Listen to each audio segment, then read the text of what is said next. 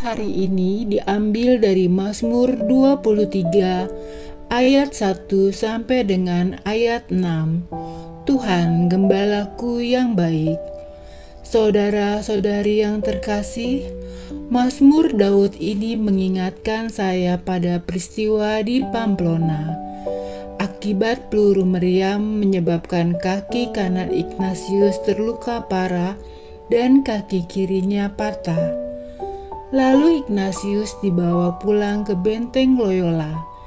Di sana ia dirawat. Untuk menyembuhkan luka-lukanya, maka kakinya harus dioperasi. Namun setelah dioperasi, hasilnya tidak seperti yang diharapkan. Ignatius mengalami pincang seumur hidupnya. Impian dan karir militernya pun musnah. Selama masa pemulihan, Ignatius mulai mengalami kebosanan. Ia meminta buku-buku bacaan. Ia menyukai cerita tentang kepahlawanan.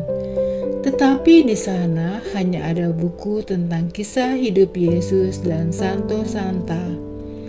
Karena tidak ada pilihan lain, ia pun mulai membaca buku-buku tersebut. Berlahan-lahan, buku-buku itu mulai menarik hatinya. Hidupnya mulai berubah. Ia berkata kepada dirinya sendiri, "Mereka adalah orang-orang yang sama seperti aku. Jadi mengapa aku tidak bisa melakukan seperti apa yang telah mereka lakukan?" Semua kemuliaan dan kehormatan yang sebelumnya sangat ia dambakan nampak tak berarti lagi baginya sekarang. Ia mulai meneladani para kudus dalam doa, silih, dan perbuatan-perbuatan baik.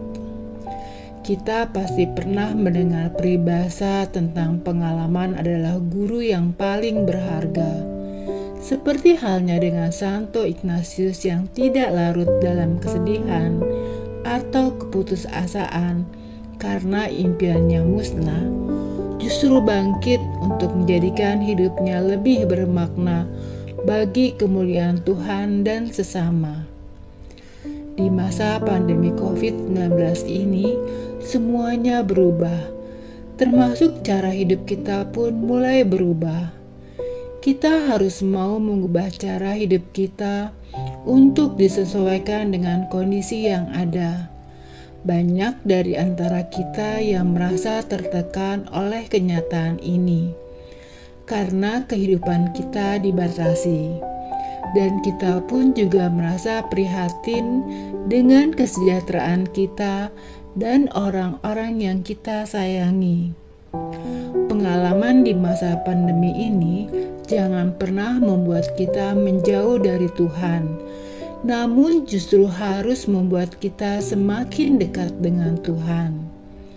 Dalam situasi ini, yang menjadi perundungan kita adalah, pernahkah kita berhenti dan bertanya pada diri sendiri, bagaimana keadaan hubungan saya dengan Tuhan dan sesama di masa pandemi ini? Sudahkah semboyan Ad Maiorem Dei Gloriam menjadi sumber inspirasi hidup saya? Tuhan Yesus memberkati.